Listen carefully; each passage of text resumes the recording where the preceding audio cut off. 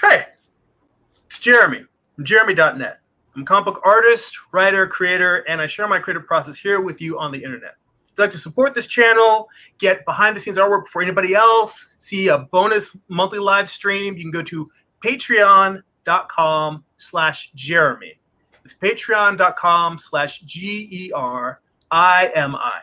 If you'd like to see the best of my social media posts every month, collect it all in one place, also get a little more behind the scenes nuggets, snippets, you can go to newsletter.jeremy.net. You can sign up for my monthly newsletter there and just get it delivered all to your straight to your inbox. And if you would like to purchase physical copies of my comics, or if you would like to read digitally on Amazon Kindle or Comixology, you can go to amazon.jeremy.net. That will forward you to my Amazon author page. And now we have a guest, fellow comic creator Marshall Lee of Donkey Jaw Projects is joining us here. We've known each other for many years, and as we discussed on your channel last week, it's shocking that we haven't sat down and had a conversation until now. And I figured you invited me over to your house, and I figured I'd invite you over to my house. And you gave a great interview and asked me tons of thoughtful questions. So now I want to bring you over and put the spotlight on you. So how are you doing today? Good, and I want to say I appreciate you returning the favor, and yeah, I don't know, we had a great time last week, and I have no doubt it'll be great again this week. So yeah, I'm doing all right. You guys, you can find me at donkeyjawprojects.com, and yeah, man, I'm just hanging out and glad to be here.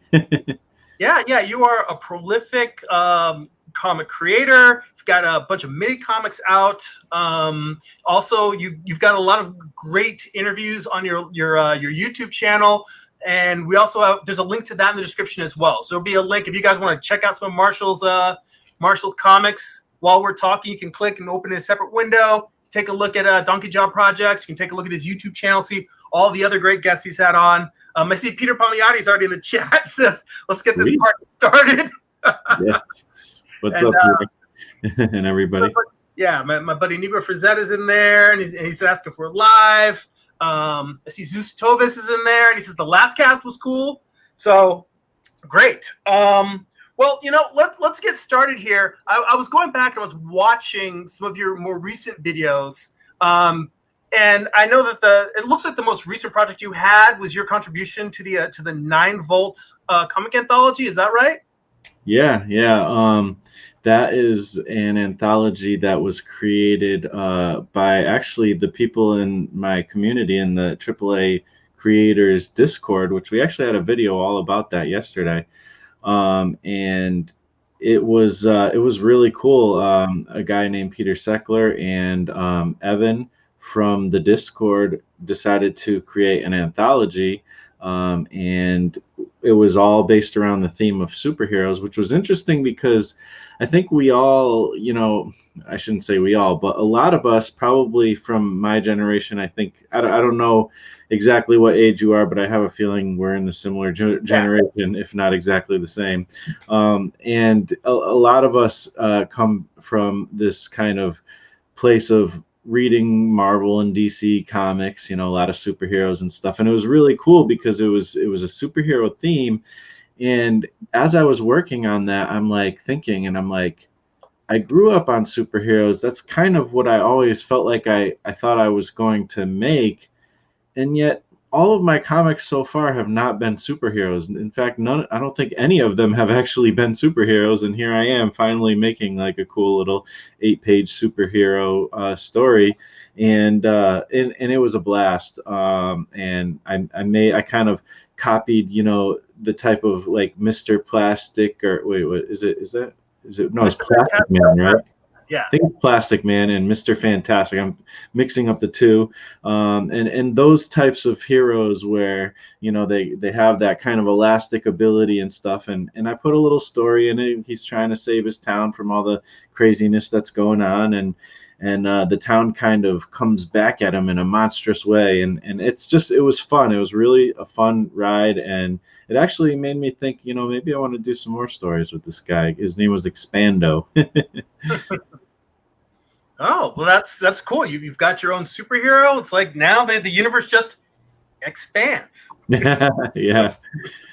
But yeah, it was a really cool project because it's like an anthology, and I'm just so proud of the people in the community, the Discord that I created, because they're they're going at this with the exact thing that I've been trying to push, which is, don't, worry about your skill level, don't worry about, what you want to do and how you don't compare to other artists that you like, or don't worry about the fact that you might not have every resource that the most professional artist has or writer has. Just make something, create, like, just put the pencil down, finish a project. And that's what they do in this Discord community, and they all support each other. And I couldn't be more proud to be part of an anthology than this one. Well, that's awesome. I mean, just the fact of building a community and having them rally around and develop this project. How long has the Discord been going? I mean, how did that evolve into itself? When you first did it, was just like you and like 2 or 3 people, or I know that also like Peter Palmiotti's got that great group of artists on his out of his Facebook, where he's got a bunch of people with that ongoing message thread, and some artists have kind of congealed from that. So like, how did you first pull this ragtag motley crew of comic creators together? Well, it kind of happened naturally to a certain degree, meaning, I've been involved in a lot of comic communities for a long time, ever since the days of Art and Story, the Art and Story podcast with, Jersey Droz and Mark Rudolph and Kevin Cross. And, they were doing a podcast, and they had their own community type of forum. And I've been a part of other communities. And, again, Kevin Cross came up with the challenge, the 100 Days of Making Comics challenge, which I was a part of that community. And we had, like a group in the Facebook. And then, I was building all alongside kind of this. I was building up my YouTube and just, trying to get more traction and just having fun doing comics on YouTube. And through that, I started to gain a little bit of a following. And I think somebody at some point mentioned trying to do Discords, and I was a little bit hesitant because I had started forums in the past that weren't all that successful.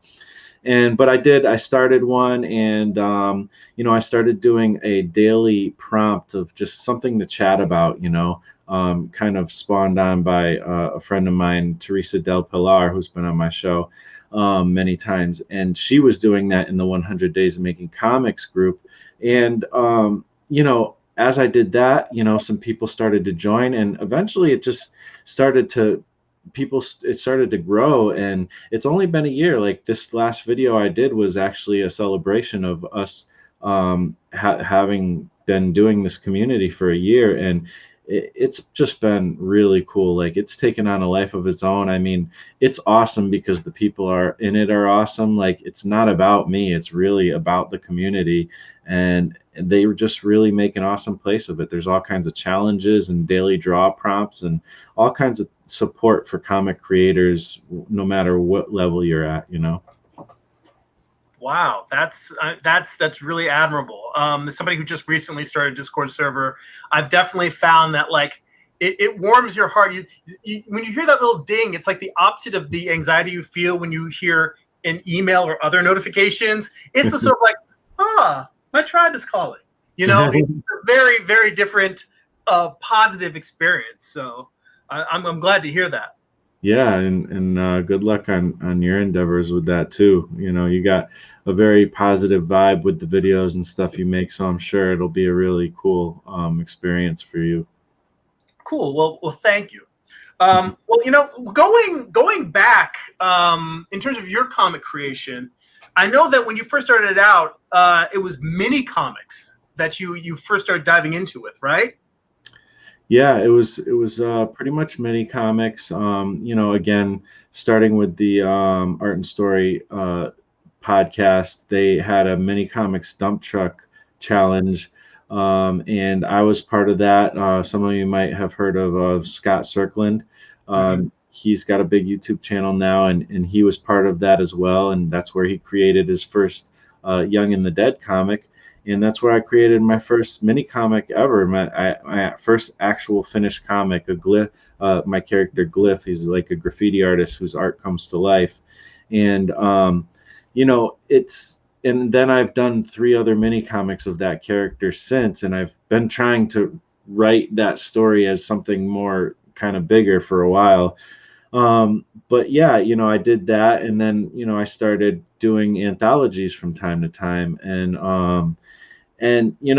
I'm ready to get to the next level, which is doing something a little more like this kind of thing right here, where it's like actual issues and actual graphic novels and stuff like that. That's where I'm headed. I feel like that's kind of my next step, so I'm looking forward to that. Well, that's kind of you to say. I mean, I remember like in one of the videos I was watching on your channel that you were talking about the fact that you have this body of work that you've created for a number of years. I know we briefly discussed the fact that you kind of like to do a short story and then you get, ooh, this is shiny. This is shiny. You kind of like try different things that you are thinking about going forward, putting together an anthology of one where you're just collecting all the short comics you've done and putting them together in one book. Yeah, that's there's a lot that is inspiring me to do that. One is kind of this antsiness of not having like a proper thing. Like, I do all these videos, I'm gaining a following, I'm creating all these, little works, and that's all great. But I am antsy to have something where it's like, okay, if you follow me, hey, you can buy this, and you get to have a taste of what I've been doing all these years. It's a opportunity to kind of see, what I've done. Whereas everything else is like little mini comics I've done and sent to people, or there's like little comics that you can download on my website and things like that. But it's all in different places and things. So I thought it would be cool to have like one place where you can see kind of where I got my start. And then I would like to continue that anthology with further small works. And in some ways that's embracing the fact that I can't seem to keep myself on one project, but I would like to keep myself on one project as well at some point. But so there's that. And then there's also this big inspiration from the history of comics, number one, and from one of the few markets that is actually doing well in comics still to this day, which is manga comics. And they've even taken a hit compared to where they used to be, but compared to us in America, they're kicking butt. But one thing that they do is like Shonen Jump, and they have other anthologies as well, but Shonen Jump is the most well known. And I actually just picked one up recently, a Japanese version of one I found at a comic shop. I'm like, I got to get this because I just want to see what it is that they're doing. And it's just interesting. It's printed on like the crappiest paper you could ever think of. All the papers like different colors and stuff, and it's black and white. And it's just straight up pulpy comics, and it's like you get story in there, you get many different stories, and you also get this thing where the people can vote for which one they like the best, and the ones that they like the best rise to the top, and the ones that they don't get much votes, they go away eventually. And so it's a system of kind of finding out what people like, and letting that drive a little bit of where you're headed with whatever you're trying to do. And I feel like that's a cool concept to bring in, even in my own little way, with my own anthology. And again, the other reason why I think it's really cool is, the history of comics. People, a lot of times we don't realize we read comics in a very different way nowadays. They create number ones all the time of the same comic you've been reading for years. It doesn't like keep going. Also, we have all these titles where it's like a single character, Captain America, Spider-Man, Batman, Superman, all this stuff. And, what we don't remember sometimes, we forget that many of the most popular comics, the most popular superheroes that we have to this day came from anthologies. You Hmm. know, Superman didn't start off as a Superman comic book. You know, it came out of Action Comics.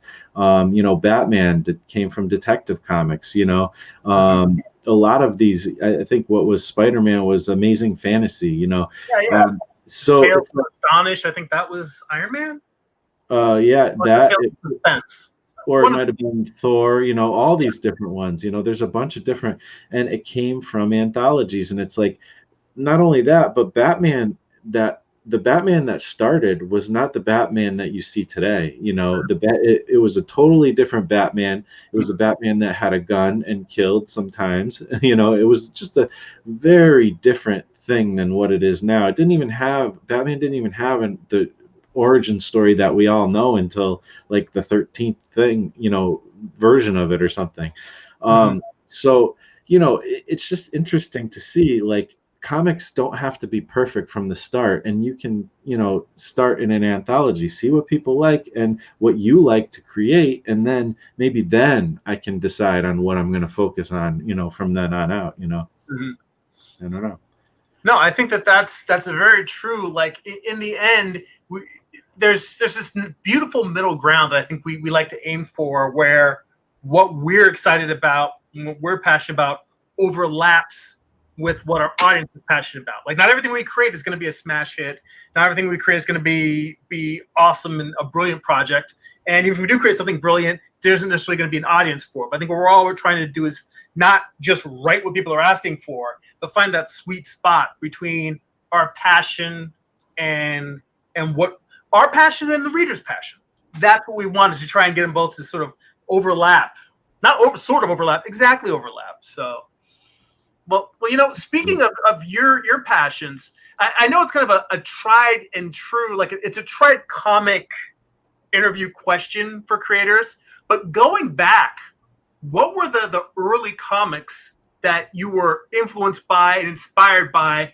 And I know some people, you know, they discover comics as a kid and they immediately jump into wanting to make comics as a kid, and some people are comic fans for years, and then eventually they that hunger, just the comic bug just keeps scratching away at them until eventually they're like, I gotta make something.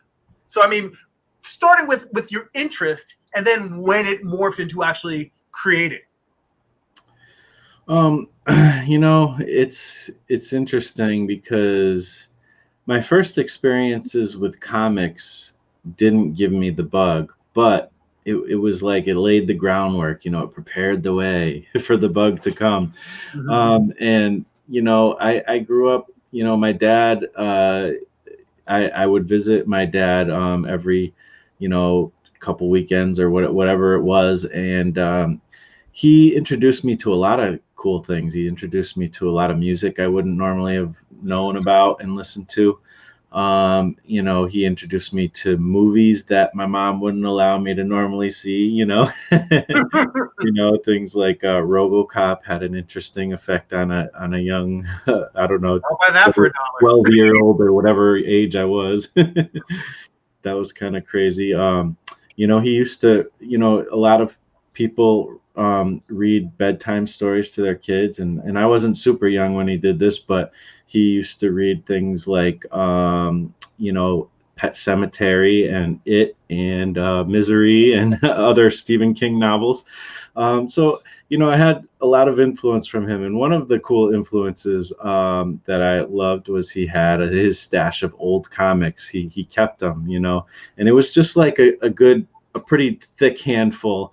You know, and there was a few Batman ones mixed in there, but he really loved Superman. So he had a lot of Supermans. And, you know, these are old comics. These are like, uh, you know, Silver Age probably. And, you know, and Jimmy Olsen, things like that, you know, and it was like the goofy era of comics. And you know, it was cool. I read those stories, and I always wanted him to take those out. There, it was something that was always interesting to me. And so on one of these times where I was hanging out with my dad, I saw a comic shop, you know, at one of these stores, and so I was like, Dad, you know, can I go to the comic shop? That looks really cool. So he took me, and you know, I went in there and I think I must have had my, I don't think I did have my own money yet. And I went in there and I'm just looking at the shelves, and on one of the shelves sits this comic that's wrapped in plastic. It's already that time where things are got, special, all these special things. It's wrapped in plastic and it says X Force #1.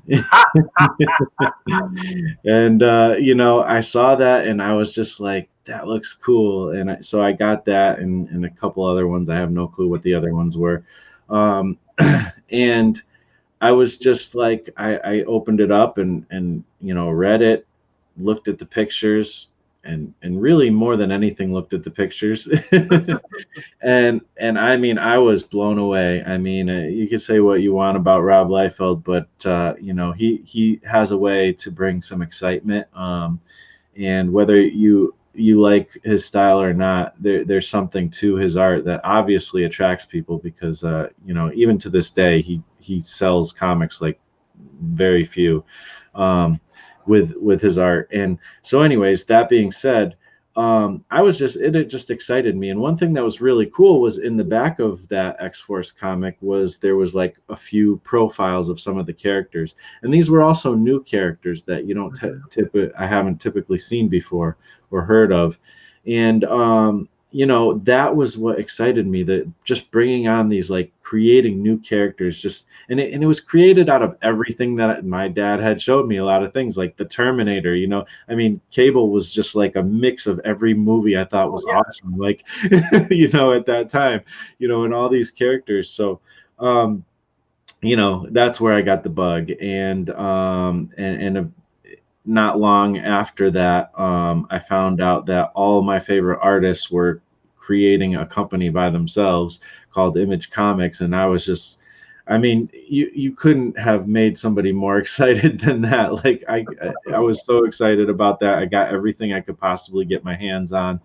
And it was that whole thing of creating your own ideas, and characters, and putting them out there that really attracted me. And I think there was a little budding entrepreneurial spirit in me that really was like seeing this and being like, yes, that's so cool. And at some point during high school, while I was perusing through these comics and trying to draw them myself, it just dawned on me while I was sitting at the same very desk I'm sitting at right now. It dawned on me, this is what I want to do with my life. I want to be a comic creator. Like, that's what I want to do. And I'm like, other people do it. So I'm like thinking, this can be a job. Like, why not? Why can't it be a job for me? And then I got distracted by other things, passions in music that I was working on, and got day jobs, and all kinds of other things happened. And I never even made my first mini comic until, let's see, it was probably like 15 years later, when I was like 30 something. And it took a while to get there, but I came back to the passion, and that's what I'm all about nowadays. So yeah, it's I mean, that's why I was curious when the creative bug bit you, because I mean, much like you, when I was in high school, I did kind of draw my own comics, and I was briefly in an art studio when I was in high school.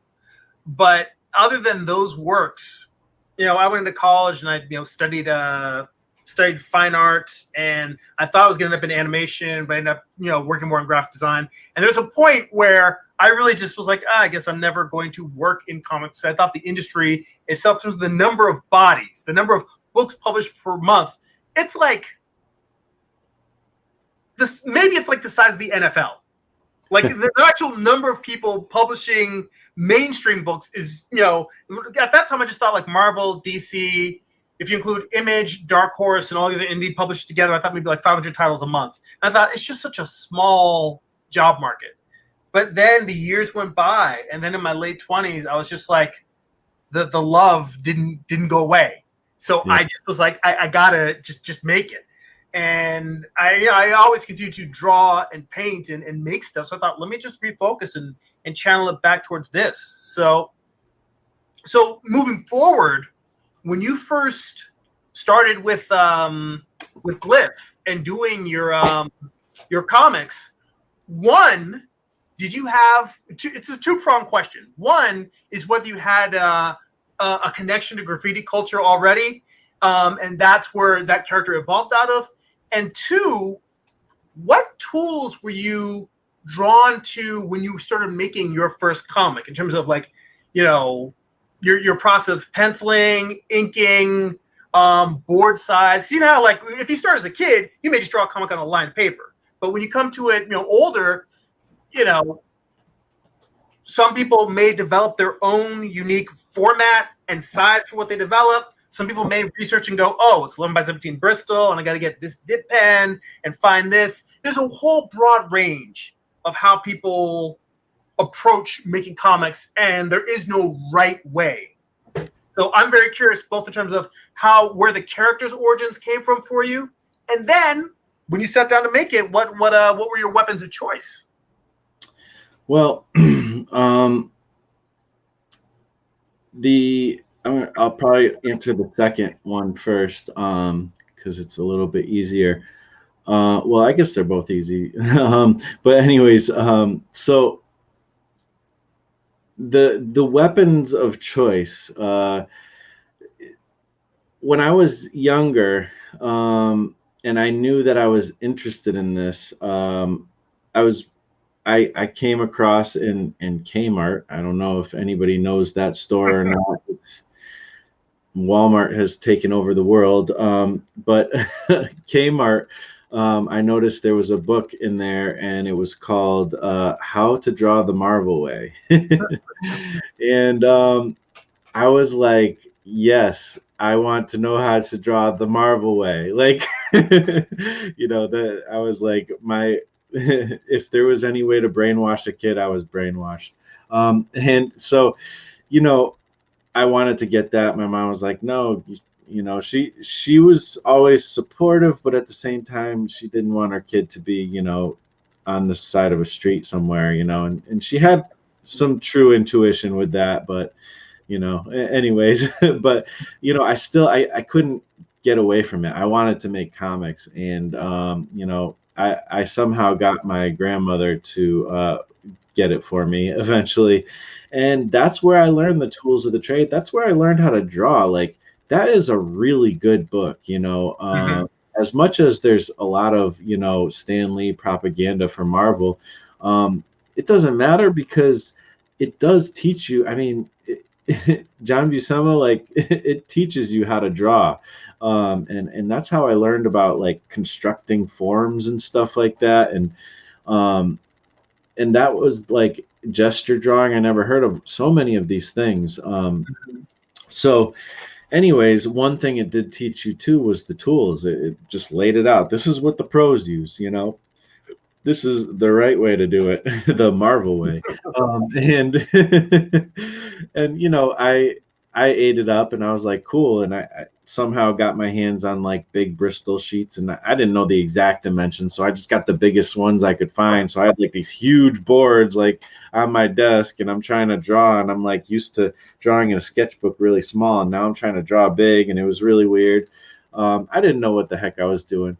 But I made a few pages here and there, and I tried to create the whole story just starting with the page drawing. Like, there was no writing or stage or anything or planning whatsoever. I like literally created everything as I went.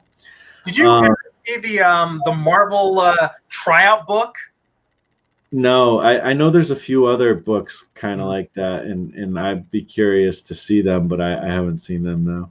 No, it's just, I remember that was one of the things where I discovered it before I had committed to, I want to make comics. But I remember at my local bookstore when I was a kid, the whole book is like the size of an 11 by 17 board, but it's like, it's got, it's got like comic pages in there before they used to print on pages. And it's got like a plot breakdown and character designs and stuff. It's got all these tools to actually draw comic pages. And the idea of it is almost like the famous artist school where you try out being a Marvel artist, and then you send the pages off to get them reviewed. So yeah. I don't know if any, I should probably Google that and search, but I'm curious to see if anybody ever actually got a job from doing the Marvel tryout book. That would be interesting to see. I have heard of that specific book before. And yeah, no, I never saw it though, but it does sound very interesting. Um, so yeah, I mean, with this book, like, it showed me what you need to do. So I kind of had a good idea. But when it came down the line, I had some experience of life going on. I'm, somewhere around 35, and I'm ready to make my first mini comic. And I've done a lot of researching to find out what exactly you need to use and blah blah blah. But I just got smaller pieces of comic, because the thing is my goal at that point was just to finish my first freaking comic already. Like, come on, like, I've been wanting to do this forever, and it's like, okay, you can do it with a mini comic. So I kind of threw a lot of that out the window because it's so overwhelming. Like, if you've never made a comic, just to even make a bad mini comic is Mhm. really overwhelming. Like, there's a lot to it. Just figuring out how to get the pagination, and even just construct it and staple it. You need a special stapler to do it. Like, you need to do this and that, and like, there's so many things. And then, what tools do you use? Like, I just went at it. I did bristle. I knew I needed to use bristle board, and I used that. But I cut it down to a size that was maybe double what I was going to print it at. And I knew that would probably do the trick, and it did. Um, and I just went at it, and I think I used the Pentel brush pen. Actually, by then I knew about that. And I'm like, I'm not great at brush, but I don't care. I'm going to make a comic with this brush right now. Like, so I did it, and I planned it out. I barely, um, you know, wrote any kind of script. I just kind of, I think it was just like a bullet point list or something. And then I kind of worked out the panels on the actual page, I think. And, I just worked it out and made it happen. And at the end, I had a comic, and that was the beginning of everything. And so, yeah, like, that was the tools I basically used. It wasn't anything too exquisite or anything. And I feel like, and I always encourage people, like, the best tools you can use, especially for your first comics, are the ones that are right nearby. Like, just use Mhm. what you got, and make it happen. Finish the thing. That's what's important. As far as the actual character, the glyph character whose graffiti art comes to life. Again, as I said before, I got distracted by music, and so for a long time, I always would sketch in my sketchbook, but I just kind of lost the whole thing of making comics. I knew I wanted to make it eventually, but for now, I just got excited about music, and that music that I got excited about was hip hop back in the '90s. And so I, hung out with some friends, and we wrote our own rhymes, and we made our own beats, and we did it. We made music, and we tried to do shows and all that kind of stuff, and that's what we we're doing. So I got very much into the hip hop culture. I love the fact that there's a lot of different types of music out there, but back then in the '90s, the hip hop culture wasn't just music. It was a culture, and there was art, there was dance, there was DJing, there was beatboxing, there was music, there was Mhm. beat making, scratching, like all this. There was all these little elements that made it a whole interesting community. And so graffiti was part of it, and I was definitely always drawing graffiti in my sketchbooks and stuff. I didn't do it on walls. I didn't vandalize. It's just a big part of my life is my faith, and I just didn't feel like vandalizing was something I should be doing, so I didn't. But I always loved the art form of it and derived a lot of inspiration from it. So that's where I went with my first comic. Kind of just coming out of that world. Well, I mean, and it makes a lot of sense just in terms of the metaphor because, when you sit down and you draw out the page, it's your imagination coming to life on the paper. So the idea of just simply expanding that to a character who, as they are putting out work, they, you know, their work is coming to life. So that makes a lot of sense. Yeah. I see, and talk about the Marvel Trout. I see some comments in the chat, and both Vince and Peter Palmiotti chimed in. And Vince said, according to Wikipedia, the winners were Chuck Duffy, Mark Bagley, Doug Hazelwood. There's an inker, Jeannie Posada. Color. Oh wait, no. I guess Doug Hazelwood inks, Jeannie Posada coloring, Robin Riggs for lettering, and then Peter was the one who first jumped in with Mark Bagley winning. So I guess they just did the book the one time, and it was winter, because I always felt like that book was just around for a few years. I didn't realize that they said, this is one time we're doing it, we're picking this team, that's it. I can almost see like something that Marvel would just do every few years. I mean, maybe they're due to do another Marvel tryout book. Maybe they should. That would be really cool. The way I feel like, and see, that's the thing is like when with the whole thing with making comics, like I just try to involve everybody, you know, and I feel like that is like a really cool thing that can be done with comics, and maybe hasn't been done enough sometimes, but I've seen people do some things. You know, sometimes even with crowdfunding, you get that kind of thing where, oh, you could be a villain in my book, or be, dead guy number 2 or something, and that's a really fun thing. And then also another version that I remember, that again coming from the Image era, actually Eric Larson for Savage Dragon, I think it was like, I don't know, somewhere around like the 8th or 10th issue, he said, he had a contest of, come up with your own villain, and whoever wins this contest, I'll draw that as Savage Dragon's next villain, and you own the character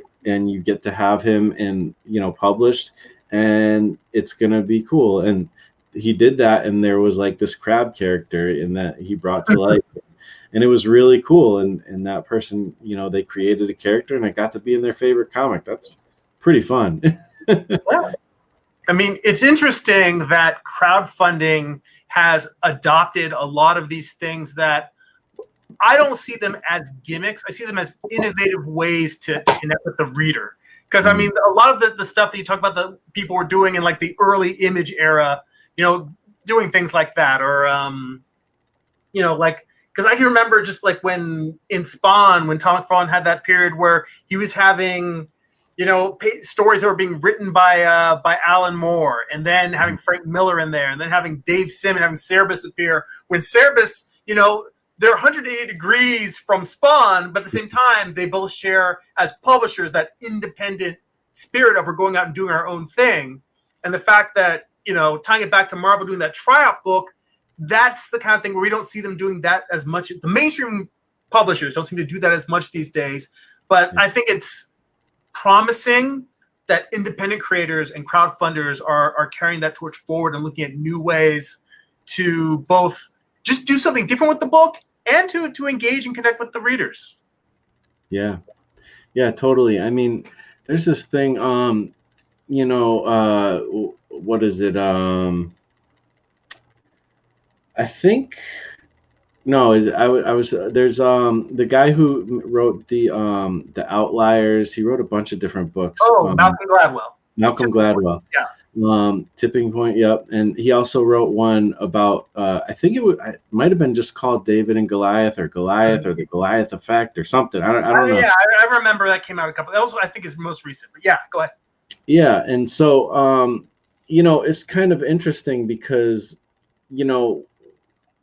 a lot of times, if you want to do something, and for us, what we want to do is comics, but if you want to do something, you look at the examples out there. What's the coolest thing? What's the biggest fish on the block? Or I don't know if that's a real metaphor, but what's the thing out there that's the example?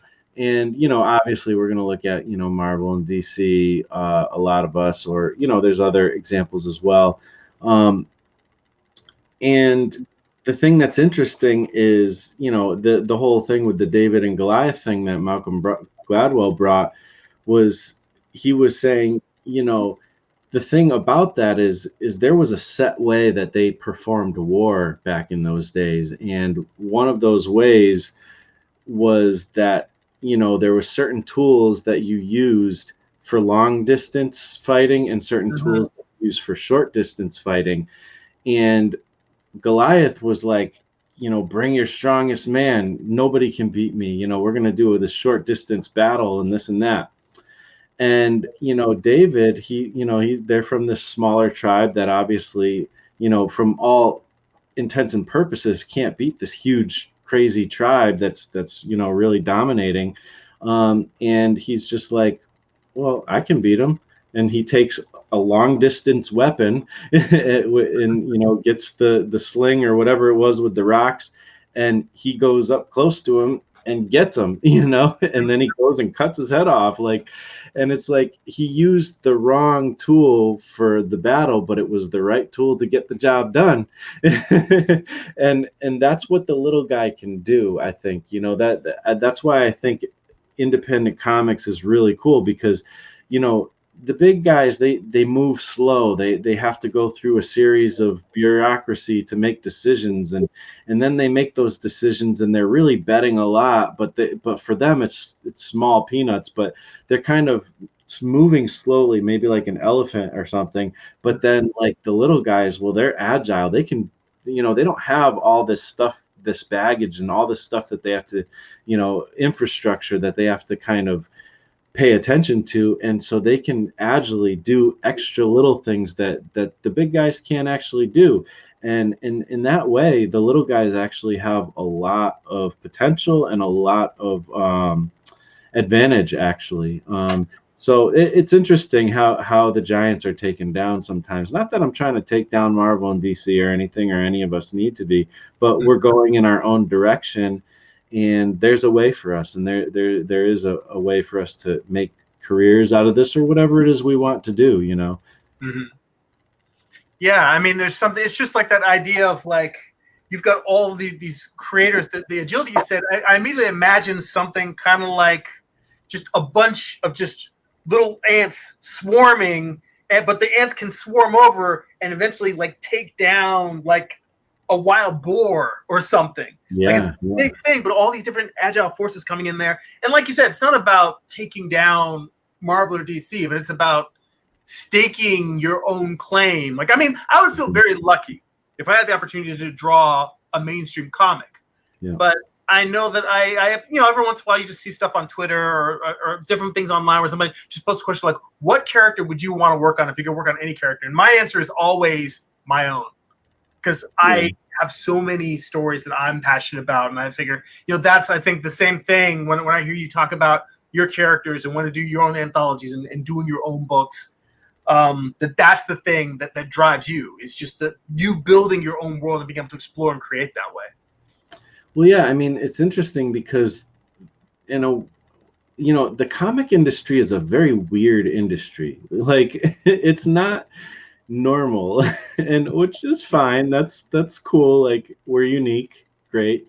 But there's some bad things about that too, which is like, we're the only industry where like we create a character and then we expect that character to continue for decades upon decades upon decades. Like, even Disney, they had Mickey Mouse, but that wasn't the main thing. They had a whole bunch of different things, that really drove their thing.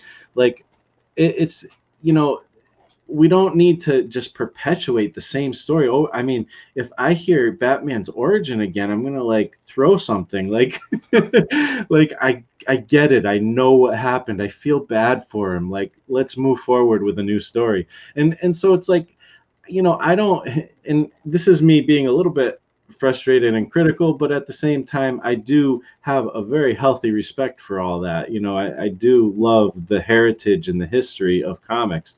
But the thing is the same thing. If somebody were to ask me what character I'd want to work on of the big two or something like that, like I'm the same way. I never wanted to work, as much as I love Spider-Man, I love the X-Men, I love a lot of these characters. I really want to work on my own. Like, you don't see this in novels. Nobody's, very few. I mean, there's the weird exception where there's like a huge fan thing, and so a bunch of people want to write like Star Wars fiction or whatever, or like Harry Potter maybe or something. But like, still, for the most part, people just make their own new thing, and they hope to make it with whatever it is their new thing. Same thing with movies. Well, sort of, except for they like to rehash a lot of stuff. A lot of reboots. Yeah, there's a lot of reboots. So maybe that's not the best example, but at least with like novels, it's like make your own thing. Why would I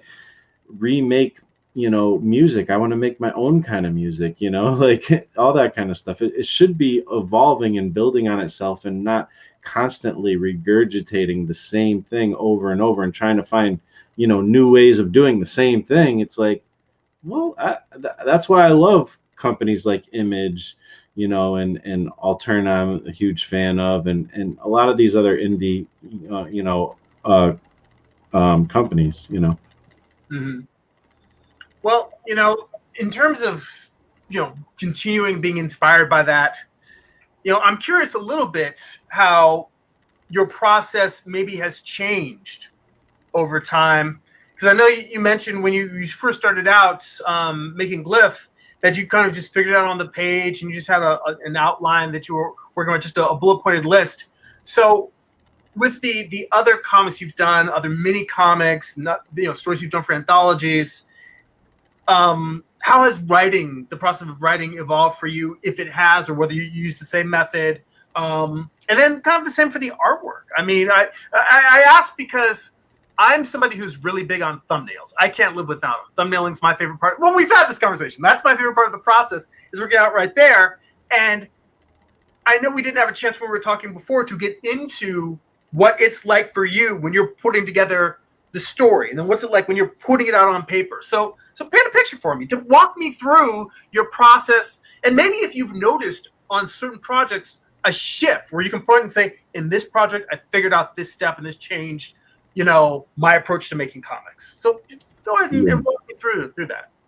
Well, yeah, I mean, it has definitely evolved. It always evolved. I don't know that I've ever made a comic the same way twice. But there has been some things that have stuck and some things that have gone away. But yeah, originally, I made my first glyph comic, and it was like, this is so overwhelming. I'm just gonna have two characters, one setting, like that's it, and that's what I did. And like I said, kind of bullet points, and I mapped it out a little bit, but I pretty much just went at it, made sure it happened, and it happened. Second glyph mini comic, I was like, okay, I'm gonna have two settings, and I'm gonna add some characters to this, So I did that. It was really cool.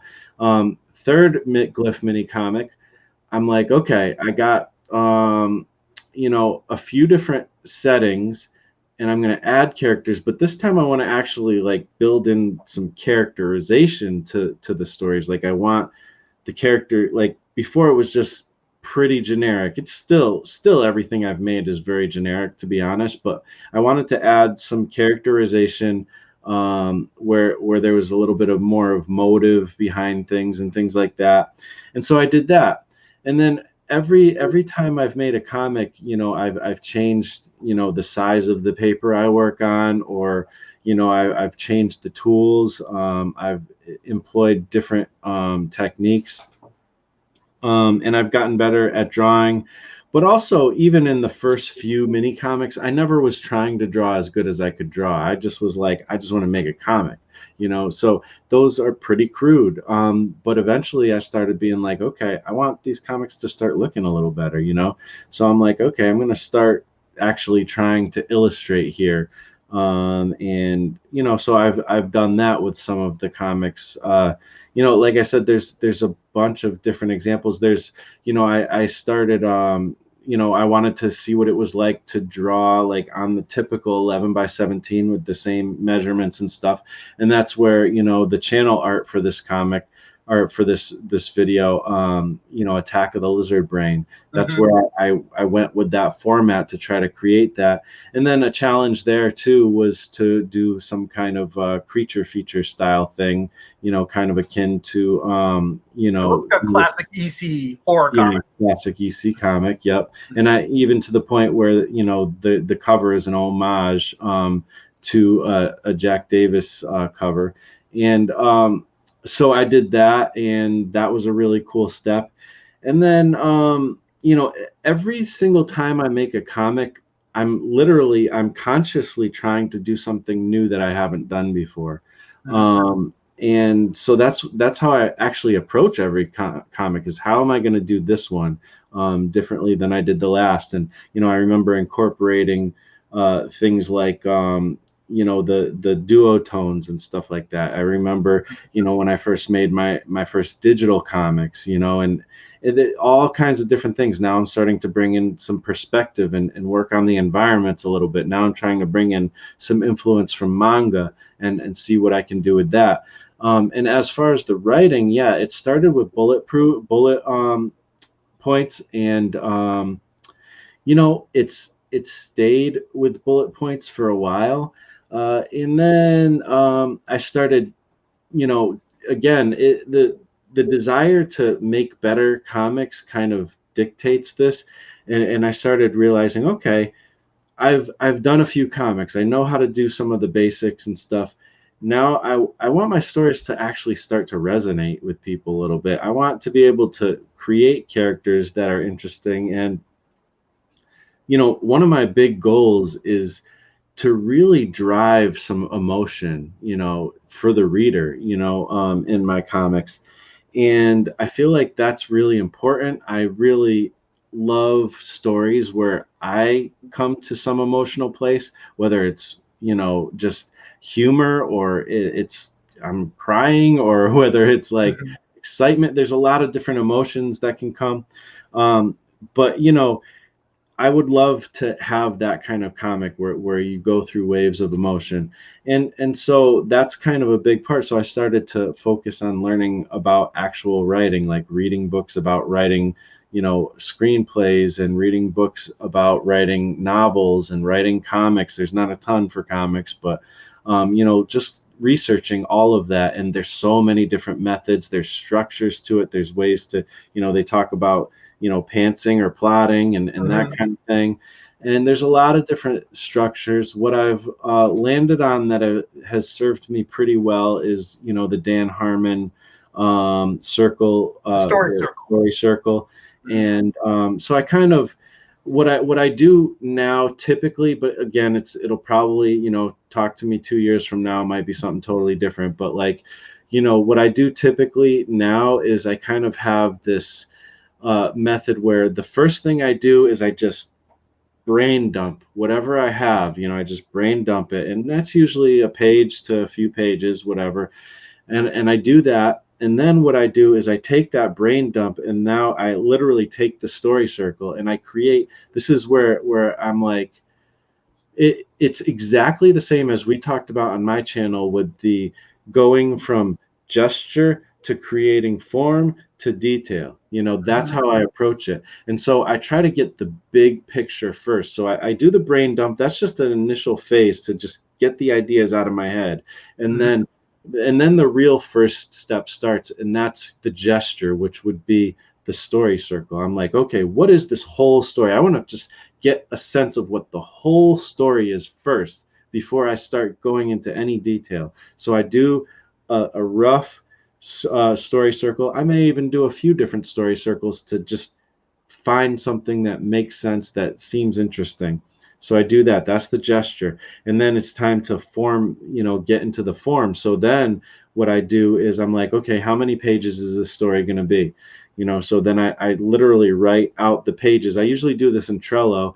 And I try to get like a summary. And I think you actually do a somewhat, because I watched all of your writing videos a while back, and you may have done an updated version, but you have an interesting systematic way of doing it as well. Mine's maybe a little bit more basic, but like I said, I map it out and I try to get kind of an idea of what each page is going to be on a basic level. And then it's detail time, and I just go to each page and I put a list of 5 to 9, somewhere around that, panels, and I just write out the panels. And again, at this point, like you, I don't really write a full dialogue, but if I think of dialogue, I'll throw it in there. If not, no biggie, we'll figure that out later. And I just map out the panels for all 24 pages or whatever page count it is. And at that point, that's enough to start working, and I can figure out the rest later. And again, also I've also built up my skills as far as designing characters and stuff like that. Sometimes I go in deep, sometimes I go with the first drawing I come up with. It is what it is. I'm sometimes I don't have the patience to do all the things I need to do, because there's a lot of work. But Oh yeah. you know, that's another skill though. I feel like one of the skills that nobody ever talks about is just building up the patience to create comics. Like that is a huge skill in and of itself that will really serve you well if you're willing to take the time that it takes to make the thing you want to make, which you're actually pretty good at. Well, as I mentioned before, it's stubbornness. I just will just gnaw on a bone until it's done. But I mean, I think that the fact that you continue to create, whether it's one large project or various small projects, I think that there's actually even more. I think that it's again, there's no right or wrong, but I've often told myself that I would be better off if I just wrote one shots of comics and just did that until there was one particular story that was really, really popular. And then like, okay, this is what people like, stick with that. My problem is almost like it's the opposite of yours. The stories just keep growing and it just keeps getting bigger and bigger. And what I thought was going to be a one shot is now a 4-issue miniseries. And I'm like, okay, it was going to be 4 issues. Now it's 8 issues. And I'm like, this thing going to kill me. I mean, even now, I told you before, I was trying to finish that last issue and it just kept growing to the point where I'm like, do I want to split this into 2 issues? And I was just like, no, I need to put an end to this. But Yeah, I mean, to honestly, like what you're talking about is, I think that's what I'm trying to avoid because that is what happens to me as well. Like, um, and that's why I can't seem to get like a proper glyph story out. There's a few stories that I've had in the back of my mind forever, and I never seem to be able to quite get to them because I've like written and rewritten glyph so many times and had people help me write glyph, and for some reason I can't get a proper story out of that character. I don't know why. It just, things keep getting bigger. I mean, at one point it was just a character whose art came to life and he lived in a city. Now he is a character who escaped Earth and lives on the moon, and there's like all these other characters and they have superpowers because of their adaptation to the moon. And like it's like, and there's this whole like almost like gladiator slash sport thing that's how they do they one guy might be good at beatboxing and that comes to life, and this guy does graffiti, that comes to life. This guy might do MC, and pretty soon we're going to have some punk characters come in and they're just thrashing away at their guitar. So it's like it's gotten so huge and I still don't quite know what the story is. And that's why I think I've been attracted to doing this kind of gesture, form, detail thing, because I get so overwhelmed if I can't get to a full story really quick. It's gonna blow up and it's gonna be a problem. I see what you're saying. It's more like you're just trying to create fence posts. You're just saying, here's the corral, put the story in here, do this, because otherwise, you just got like your whole field is being devoured by story ideas. Yeah. And honestly, with the tendency that I think a lot of us, because same thing, like every time I think of a story, it's like, oh, but it could be this. Oh, but it could be this. Oh, but it could, like, it just gets bigger and bigger and bigger. Like with that tendency, like we have to find ways to limit ourselves. And I actually am amazed that you have kept it to 8, chapters, because like I said, I was just reading through this thing. It's a quick read. I'm already deep into chapter 3 and I'm like, this is really cool. And it's not as big as I would have expected it to be. Like as far as the world, it's interesting how you've contained so much, lore, mythology, whatever you want to call it. I mean, I actually believe like in the Bible and the devil and angels and all that stuff. But like the way you've taken that huge thing and you hey, let's just put it in, a Western town, like, holy crap, like it's just interesting the kind of creative like liberties you've taken and how you've put it into this. And I don't know, like, yeah, it grew crazy big, but you seem to be containing it pretty well, I think.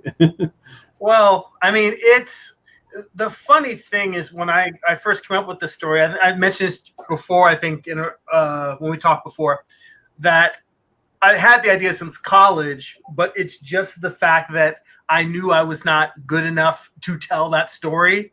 And the fact of going from like, a pair of protagonists. Well, my first book, had a pair of protagonists and then some antagonists, to having 7 main characters plus a few other, being the archangels plus other characters. And what really made it go from, because I really could have done the story focused on Lucifer and how does the brightest angel go to being the darkest, the swords of evil in the universe, if I had kept it focused just on him. But it was the decision to say, I want to give each of the archangels their own story and make them feel like real people. That's what ended up doubling the length of the story, was that kind of thing. So, I mean, to come back to your work, I think that's the interesting thing, is how trying to develop character and really flesh it out, that does take some time. It does take some nuance. It does take giving any particular book or any particular story the space for it to grow. And it also made me, when you were telling me about how the glyph has changed now and living on the moon and all these other crazy characters, it also reminded me of when we were talking about Eric Larson earlier. Because, I mean, that's the cool thing about Savage Dragon. It became so many different things. It continues to be so many different things. And it's like Eric Larson just continues to reinvent the world of the character and the characters around him, and then having the son and daughter take over. And just like the fact that, unlike the reboots and rehashings of stories that corporate comics are sometimes hemmed in, where you want to make the character feel new but not too new, and you want to keep the familiar, the fact that you can let this character grow and change, and hell, whatever worlds you want to take him to, and how you want to change into, and other new ideas you want to introduce to it into the story, that you can do that. And you can have him, you can have the glyph appear as a background character or a supporting character in other stories. Yeah. I mean, one of the things that I had always thought of, and we'll see, because again, I have yet to be as prolific as I'd like to, but I had always hoped that what my career would grow into be with something kind of like Stephen King, where I'm not necessarily doing sequels to books, even though my next book is going to be a sequel, but the idea of having an interconnected universe, a character who's a minor character in this story, like, a character who's like a priest in Salem's Lot ends up being, one of the main characters in Salem's Lot ends up being a minor character in the Dark Tower trilogy. And that thing where it's not necessarily one-to-one sequels, but you've got this interconnected world and people who show up in this story and have interaction with that story. And even having that thing of showing that a lot of life is about perspective and, and point of view. A character who may seem like a villain in one character's villain might be another character's hero. So, I mean, just the fact that you have that leeway in exploring it, I think, is a really fascinating position to be in. The fact that now you're saying, all right, you're bringing all these other stories together that you've done, being on it almost feels like it's on the cusp of a whole nother cycle of evolution creatively in terms of what you're doing. I mean, it sounds really exciting. Well, and I'm writing down what you just said. One character's villain might be another character's hero. That sounds like a really awesome story. Well, do it. I look forward to reading it. You do it. But that being said, it's yeah. This whole thing of like, Savage Dragon, it's interesting you bring him up because, Eric Larson Savage Dragon is definitely a big inspiration for me. And when I think of Glyph, I do think like that's my Savage Dragon. And I even wrote kind of a backstory recently for Glyph, and I'm like, I wrote it in a way where literally Glyph can do anything, like, and it works, you know. So it's kind of maybe a cop out to a certain degree, but like I said, that's great and all, and Savage Dragon is a fun romp, but there's not necessarily a ton of depth there. Sometimes you see the political views of the artists come through, or like another different views. Like you could see he's trying things, he's experimenting. All of that is great. I don't nothing against any of that. But there's maybe not as much depth. Like literally from the first page of reading your story, like I see character, and this isn't trying to like, boost you up necessarily, but like there is like I automatically was in a world and there was character.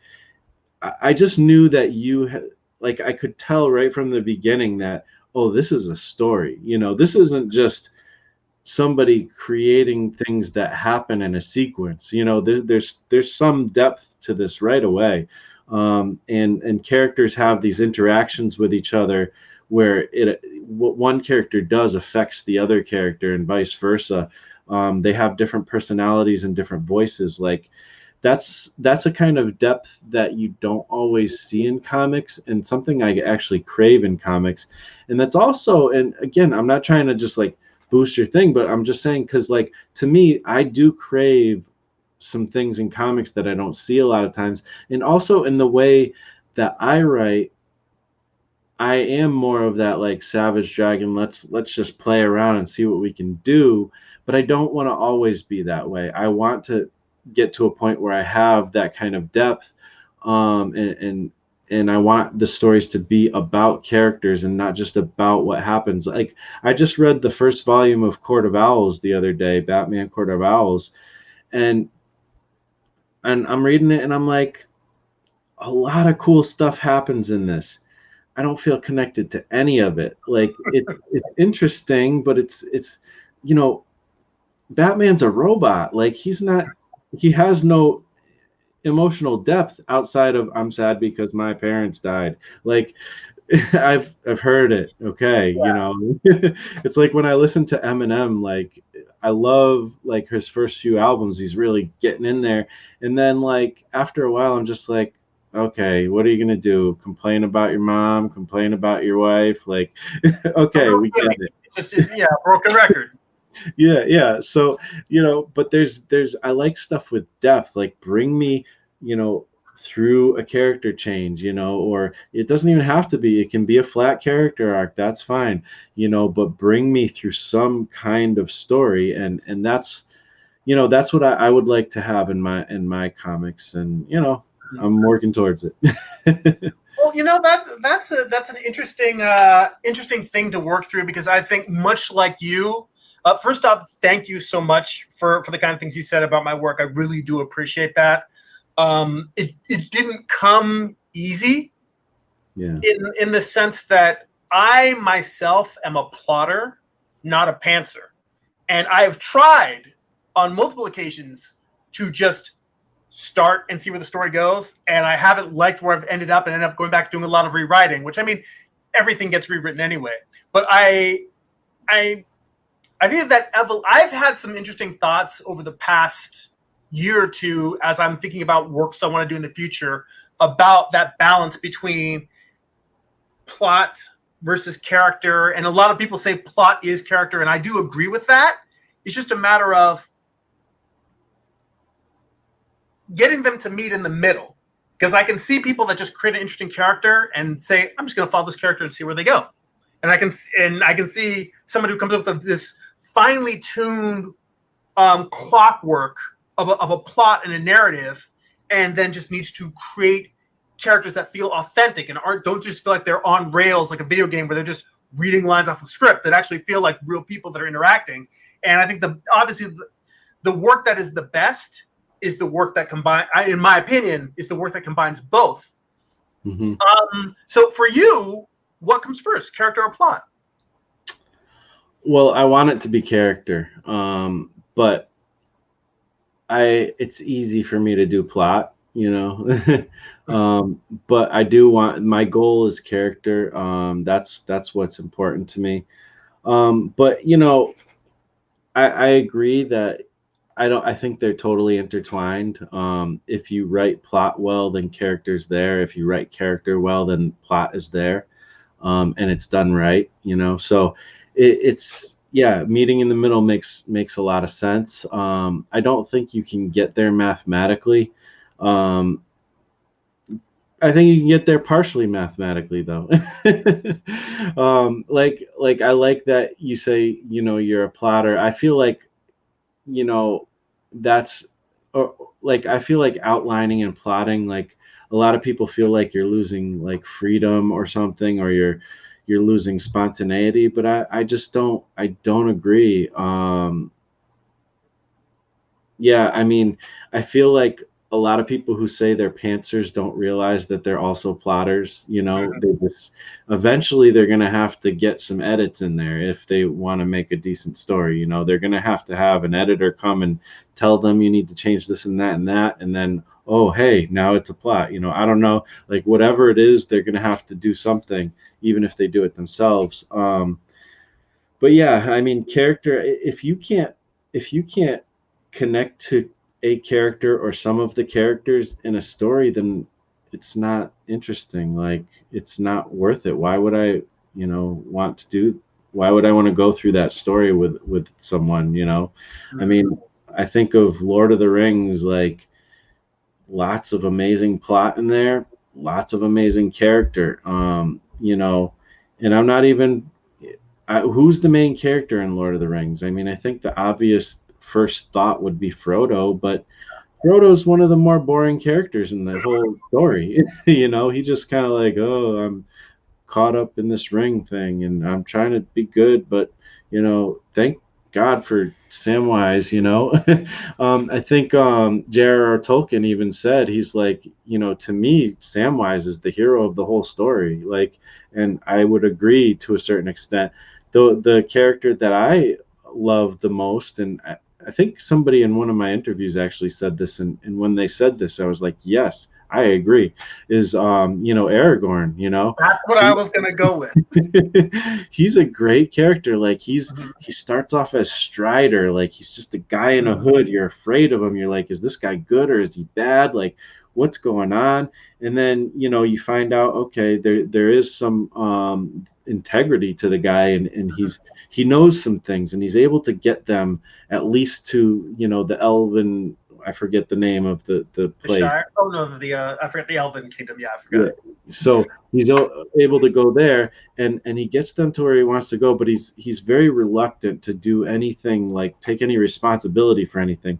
But he also has this long lost love there, you know, and so there's that connection.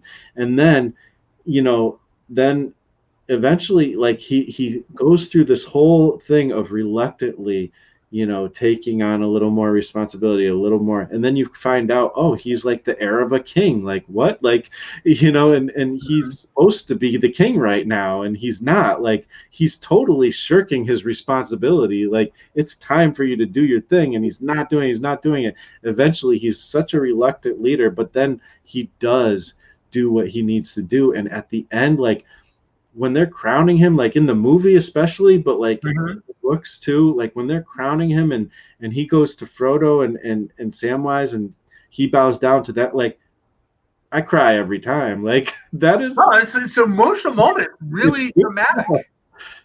stuff. Because I mean, honestly, when you said that, and the idea that almost like Aragorn feels like he's the main character, he seems to go through the most transformative arc, Yeah, and that's I think what I mean. Generally, that's what we think of as the hero. I mean, there's lots of stories where the hero does not change, but I think generally speaking, we think of the person who goes through the largest transformation as the protagonist. So, but I mean, that's also an interesting thing about the book in terms of just the idea of the this band of heroes that there's a mix and everybody brings something different to it. yeah. And then what's the I can't remember his name, but the one that, you know, kind of goes the wrong way. You know, Boromir, is it Boromir, Boromir? yeah, it's Yeah, Boromir. and it's like he's like the exact mirror of Aragorn. It's like he has, you know, the kingdom authority, and he is trying to be a good guy and trying to do the right thing, but he can't. He's going the way of his Mhm. forefathers, and he can't break away from the allure of the ring, and he goes down that path. And you know, it's sad, but it mirrors, you know, the exact opposite of what Aragorn's going through. And it's just it's a great story, one of Yeah, the many it great really is. stories. Well, it's funny in thinking about story and character. I do remember. I mean, I'm not going to go on and on about plotting versus pantsing, but I know that I've heard the quote before, and I think it might be Brandon Sanderson who said it, or he's the one who I heard repeating the quote. But he said that if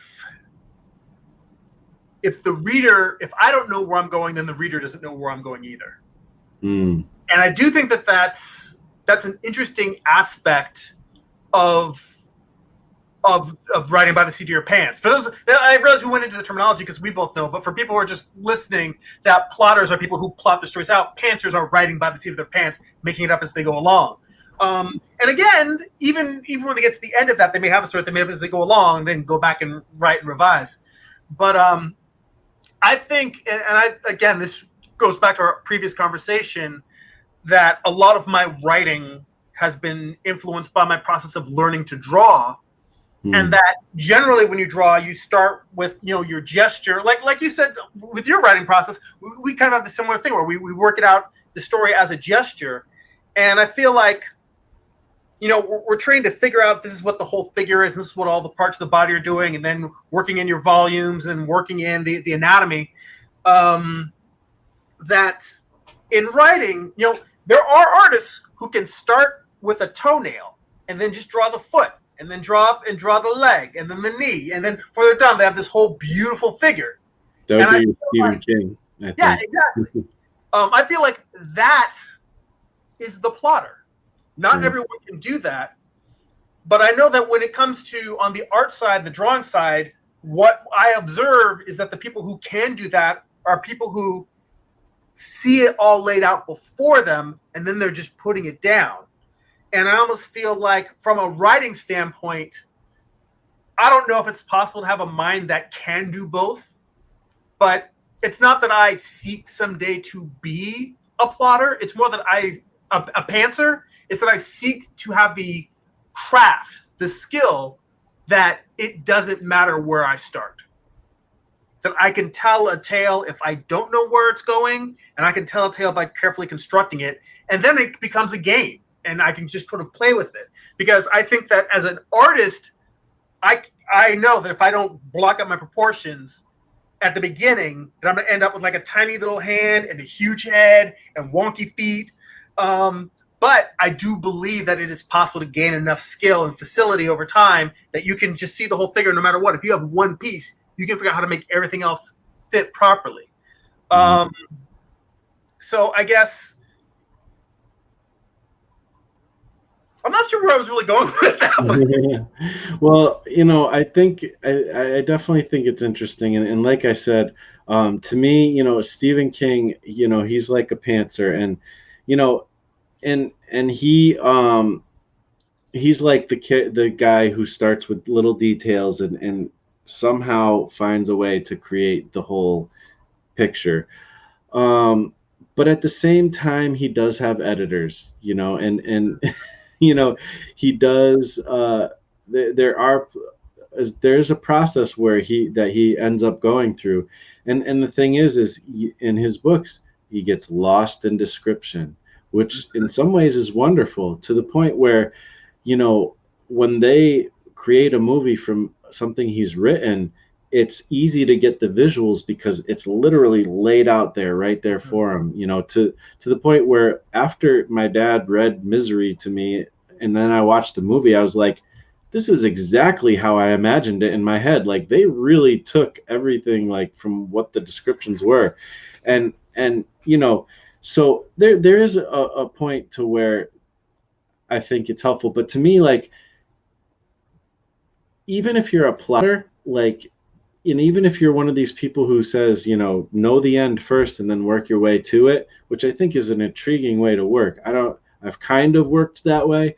Um, but even if you're that, you still, have the opportunity to change anything at any time, and even you created, this Morning Star comic, and you had the whole thing planned out, and now you're at the last issue and you're thinking about, maybe I need to change some things, so it's not like it's really a mix of both. It reminds me, not to get political, but it reminds me of like that, different ways of thinking, like conservative, or you know democratic, or all these things. When it comes down to it, like, one side wants it to be fully one thing and one side wants it to be fully another thing, but what we end up with is always some sort of mix of all of both of the things, and it's just, we're never going to get away from that, that's what it is, and it's the same thing with kind of this. It's like, even if you say you're a pantser or you say you're a plotter, you're really still going to be a mix of both to a certain degree.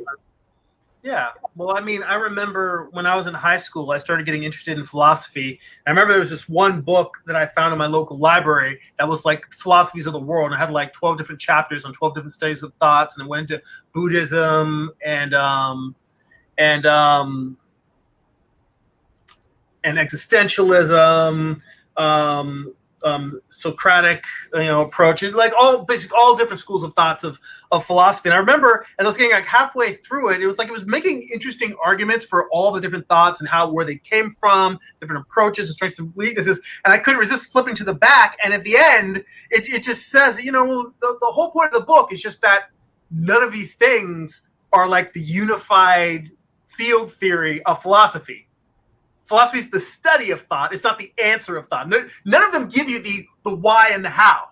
They're just tools to approach the world. And that's how I look at different worldviews, whether they're political, philosophical, ethical, intellectual. That's kind of the whole idea of the world. If there was one answer, we would all say, well, yeah, this is the answer. There are some answers that have stronger arguments than others, and they have more positive influences than others. But regardless, nothing is the one right way, and I don't think any of us want to live in a world where we're forced to all live and think the same way. That's like a 1984 nightmare. I mean, the fact that we all think and believe different things and have the freedom to do that is what makes humanity interesting. Otherwise, it'd be a hive mind. Yeah, I mean, I totally agree, and I think about this with the kind of differences with religion and science and stuff, because there will, obviously, being a believer, like I believe in the religious side a lot, but I also believe in science. Like, to me, my faith in God and Christianity and all that, like, there's no problem between that and science. To me, they meld perfectly. But there will be science. There's science that will tell you that, well, science disproves God all 100% or whatever, and not even all scientists agree with that. But the point is kind of the evolution of how this happened. It actually happened out of science, came out of religion, kind of, and that was like the main thrust. They were trying to find out about the world, and they developed the scientific theory, and then eventually there was this movement where science became very more on the more materialistic side, and it kind of rejected religion. And what it did was it caused a really interesting thing where there was like this thrust of, we're going to throw all of our preconceived notions out of the door, and we're just going to study this thing and not like let any of that dictate anything. And so in that way, they came up with a lot of innovations, and they found things that maybe they wouldn't have found, because this thing in the Bible told them, well, this is this way or this is that way. Think of like, the flat earth versus the round, the spherical earth. Like, they allowed themselves to think, well, it could be anything, Mhm. and so they searched with that in mind.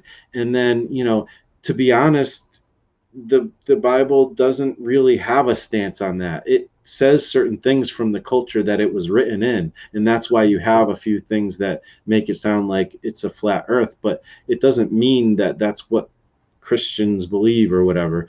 Mhm. So anyways, that whole thing, now we know certain things about the world that maybe we wouldn't have, but sometimes going in that route loses some things too, because they totally throw out the whole idea of a possibility of a Mhm. creator sometimes. And so that, I think, sometimes trips them up. So it is, even with that, there's a healthy mix, and then when you try to disregard everything of one side, I think that's when you run into problems, actually. So I don't know how we got into like all of that, but that's how plotting and pantsing works. Look, I'm the one who's writing a comic about Lucifer's fall from heaven. So I There mean, you go. it's hard for me to avoid walking and trotting that ground in conversations with everybody. And to be honest, usually I don't necessarily go like, I think you can tell from the book that I try to be respectful of scripture, while you can tell that I'm obviously taking great liberty, great liberty with it and telling a story, but I want it to be something that can be open to all people and all interests, but is never saying, well, this is what it really is, or Yeah. Lucifer's really a good guy, because he's not. It's Well, just, it's an interesting exploration of that. this is one thing I love. Like right in the first couple pages, they're discussing how the world came to be, and how like heaven and earth works. And then the this one person is saying that, and then the next line from the next person's mouth is, that's not how it happened at all. Like, so you're acknowledging right away, like, I'm not trying to tell you the way I think everything is. This is Mm-hmm. just a discussion. Yeah. I mean, I feel in a certain way, we're all children. Whether we're children of God, whether we're children of the universe, whether we're children of what have you, we're all just beings, and we're here and we're together. And I think that, yeah, how we treat each other is more important than what the answers to the questions are. But we've wandered far afield of comics, and I know it's getting late. There was one more thing I wanted to get to before we wrapped up. And again, I went back and was watching some of your other interviews. I can't remember which one that this one was in, but I remember you mentioning that sometimes the drawing part for you isn't always fun. That it's hard. And yes, drawing is hard, but I think that the context was more that some people just love drawing in a sketchbook all the time, and they always got to have a pen in their hand, and they always want to be at the drawing table, and that isn't necessarily the case with you. Almost as it's the art is in service of the fact that you want to create comics. So, one, am I accurately characterizing that? And two, what is your favorite part of the comic creating process?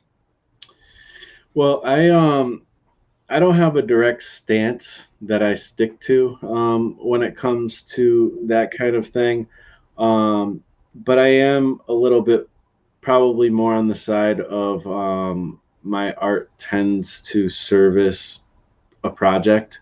Um, Although I do like to sketch, I love, I have taken classes, here and there, and I love the idea of just drawing what you see, and studies and stuff, and all that. I just also have a lot of goals, and I don't have a lot of time, so Mm-hmm. it's like, if what I'm doing can go towards a thing I'm trying to work on and create, then that's even better.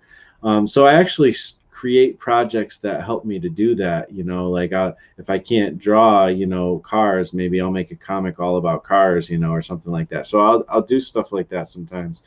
Um, but yeah, there's those because I think of like people like Robert Crumb or something, and Mm-hmm. this guy just, his whole life is to just put marks on pages, like, and he happened to make some comics along the way as well. Like he just, this is how he breathes, is by putting marks on pages. Like he wakes up and he probably fills up a sketchbook. Like Yeah. he probably could fill up a sketchbook every day. Like this is the way he is.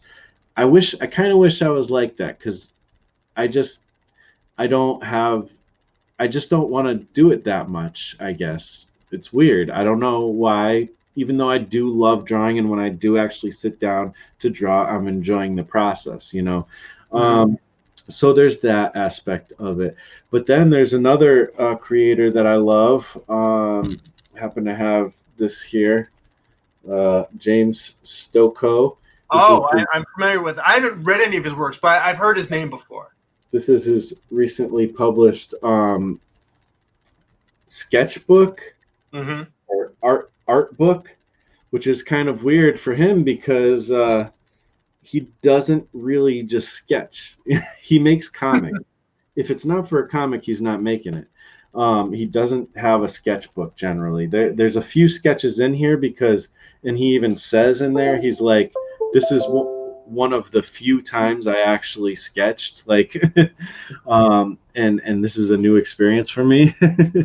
And so I thought that was interesting because that's how I kind of am. And it's funny though, because he has like a Spider-Man comic he created, even though he was never hired to create a Spider-Man comics. It's a Spider-Man in Vietnam. That's what it is, which is Wow. a really weird concept, but he's all kinds of weird, and I love him for that, and very much into detail, and um, really interesting creator. And but he just drew that on his own. So in a way, that's almost like a sketchbook for him, because it's not like he was hired to do that. But that being said, he has been hired to do a lot of different projects, and he's really cool artist. So, anyways, the point is that he only draws if it's in service of a project he's working on. And I totally respect that too, because especially if you have such a detailed style as this, it's like you Hmm. got to spend all your time doing that if you're going to be consistent. And he's pretty darn consistent. Um, so that's kind of where I land with that. Is that I like both. I'm probably somewhere in the middle. um, let's see. And the second part of your question, I'm trying to think of what it What's was. your favorite part of the process? Oh, okay. What gets you out of bed and excited to, whether it's getting to the keyboard to write, whether it's drawing, whether it's the public. I'm putting words in your mouth. What excites you the most about making comics? What is the part that makes your heart soar? Well, when it comes down to it, there's a few things, but there is one thing, and I've already mentioned it really. But it's the creating of worlds, creating of characters, just coming up with something new and innovating. Like I like to innovate. Like I I I don't know. Like I have that in me. I have like an entrepreneurial spirit, and I want to innovate. I want to create something new that's awesome. You know, that's kind of what it is. And so whether that comes in the form of creating characters or writing, I think I've actually fallen a lot more in love with writing than I ever thought I would. And I'm already like embarking on writing some projects that I don't draw. Although I want to always be involved in the drawing of comics as well, because that's something that I just feel like I have a lot of things I want to express with. And I don't know why I keep getting all these notifications. I don't know even how to stop them. So I'm I thought that was me. that.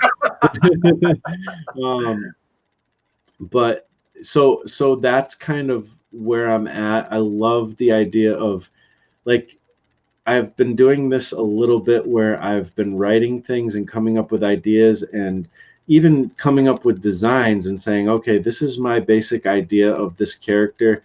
You go and do your thing to an artist. And I love seeing what they bring back to it. I like the idea of comics being a collaborative process. And I also like the single vision type of comics. But yeah, it's that creating of something. And I also really like the business slash social media side of things. That's something that I think a lot of people take as a second, like a secondary thing. And I feel like to actually do it right and do it well, it has to be the primary thing, actually. Which is weird because I am an artist. I am a writer's writer. So I get deep into the craft and I get carried away with it, and I probably tend to spend more time doing that. I mean, it takes more time to do that.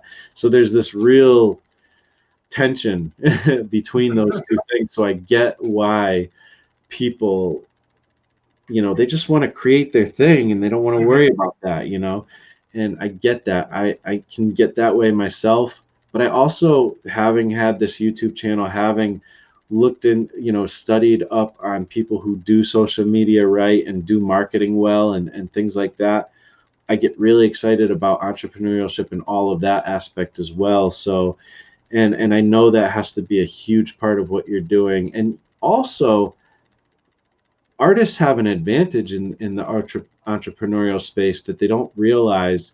And if they can't do it, that's fine. They can't do it. But like, we are creative, and what we don't realize is business is much better when it's creative. I just look at, Peter Samedi and what he's doing with Alterna, and all he does is come up with creative solutions to the industry's problems, and he's growing leaps and bounds because of it, and I look up to that. I look up to people like Stan Lee on the business side of things and on the marketing side of things. He was creative about how he got people excited about comics. Like, it's a beautiful thing, really. Like, you gotta be a bit of a ringmaster, He's like the advocate for comics, like he always was. Even if you don't think of it, doesn't even matter if it's Marvel. Like, he got kids into comics, like, So I don't know. I guess those are the two aspects I really like. Yeah. No, I mean, those are some great answers, and I mean, I'm glad you said that, because again, the marketing aspect, the social media aspect of it can feel like a drudgery, and for some people, I know for me, I have learned to have a much greater appreciation for the people that I'm interacting with online. And the hard part is simply that to do it well and to really connect with people takes time. It's like that whole thing of how, like, they say there's a limited number of real friendships you can actually have in real life, people that you generally call friends. And I think that, people that you interact with online, they can just be sort of like just a faceless thing or a name, that just an avatar. But the fact that we've never met in person, we've traveled in same circles for years, we've listened to the same podcasts and other creators, and we've gotten to know them, and we have that shared history, and knowing that we have that shared history to the point that when we realize that we haven't connected in the way we're connecting now, that is shocking to us. It's a beautiful thing, but I think that takes a certain level of patience and depth. It takes just not literally just looking at everyone as numbers and data and clicks and likes, and taking the time to really talk to people, interact with people. And I mean, I'm glad that you took the time to interact and talk with me, and then saying, hey, let's have a conversation. Let's talk, because we know we like each other's stuff. Why haven't we talked before? So I mean, that's the kind of thing that I appreciate, but it takes authenticity, and it takes time, and I think it takes a lot of the integrity that you have, that you continue to display and share, and that's why you've got the thriving Discord server. You've got people that you're doing anthologies with. I mean, I always feel bad about that, because I get asked to participate in anthologies every once in a while, and the reason why I don't is because I'm so, like, I have one project and I'm laser focused, which people applaud me and pat me on the back for being laser focused. But that's the other side of it, is that I don't necessarily feel like I'm as involved with the comic creator community as other people can, and as you are, and the example that I see you setting for the creators. So, I mean, what I'm trying to say is I admire that. Well, I mean, we can all learn from each other, you know. I mean, I definitely can learn some lessons on focus, you know, and sticking to something. So, you know, it works out. Well, I mean, as we're wrapping up here, I don't want to keep you up too late. Is there anything that we haven't covered yet? Anything that you would like to express to people, or anything that you want them to know about? Well, you know, it's interesting because a lot of the things that I've said here, I've um, I've said in a lot of different ways throughout, sparse throughout many, many, many videos, you know, but I feel like I said it all in one video here. So, you know, it's kind of cool. You really brought me down a really cool path here with this video, and I think we went into some cool different aspects. Do I have anything I'd like to kind of leave people off with? And you know, I think one of my favorite messages to leave people with is just the fact that like you can do it. Like you know, I don't care where you're from. Like you know, I get these questions sometimes, like on my YouTube channel. It's like, well, I don't have paper and pencil, you know, or like some stuff like I don't have a printer. Like you have something to make like if you have a stick, go outside and make a comic in the dirt. Like I don't know, like I mean, that's pretty extreme, but like you can do that and share. You know, if you have one piece of chalk, you can make a comic on the sidewalk, like, and share it with your community, and you know, make it relevant to what you see going on in the community, or something that you want to share that's beautiful with the world you want people to see, or whatever it is. Like it can start from there. And even something like that, somebody could, you don't know who's going to see it, somebody's Yeah, going to like Instagram the thing they saw this kid do, like, and they're going to be like, oh well, maybe there's a way we can help, you know, encourage that, and you know, give him some paper and pencil, or her some paper and pencil, and now they can make their own like there's a million like things. Like the one thing that will hold you back the most is not taking action. Like if you don't take action, like if you don't take action, if you take action and you fail, you've still moved the bar forward, you know. If you don't take action, you haven't even started yet, you know. You got to just take action, and you can do it with whatever it is that you have, you know. that's a great message to leave people with. I mean, the fact that you know, going back to it, your first comic, you had a mini comic. You know, just make it, you know, staple it together. You got a book that you can you know, share with people, and that's it. Whether you're just doing a web comic, a mini comic, or like you said, chalk on the sidewalk, or Yeah. charcoal. There's a will, there's a way, and yeah, I think just getting started is a great message. So in the description for the video, I've got a link to Donkey Jaw Productions, which, by the way, that was one last thing I wanted to mention. And this is just not a question, but I in watching some of your videos came across the fact that I did not know where the name came from. And if you can just briefly tell people the name, because I know I once you said it, I knew that legend, that biblical story. So I was like, oh, that makes complete sense. So if you just tell people real quick where the name came from. Oh yeah, it's Donkey Jaw Projects. It's just, you know, the story of Samson, and you know, to me, in a way, he's like one of the first superheroes to a certain extent. You know, he's more of like, you know, a Conan the Barbarian, if anything, or like a Hulk or something. He's not, you know, your polished Superman. You know, he's kind of a dirty, grimy dude. But you know, he had the power of God, and he did amazing things. And one of the things he did was he wiped out an army with just the jaw of a donkey, you know, the jawbone of a donkey.